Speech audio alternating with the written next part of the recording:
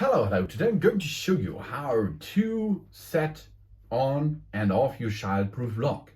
The appliance can be locked to protect children against scaling and burns.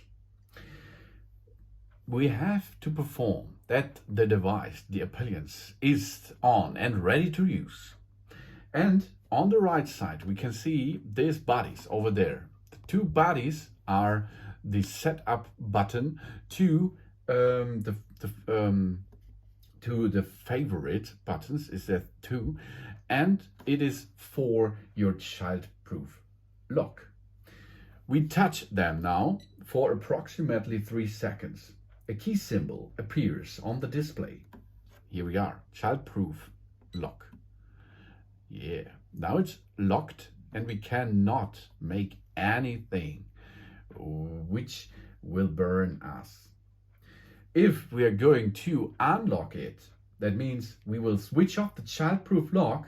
We have to touch again on this body button there for approximately 3 seconds.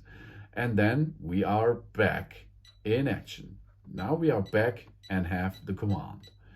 That's really important to prevent your child's etc. from burning or set up in your device. Thanks for watching. Please subscribe me and give me a positive feedback, and I hope to see you again on my channel soon.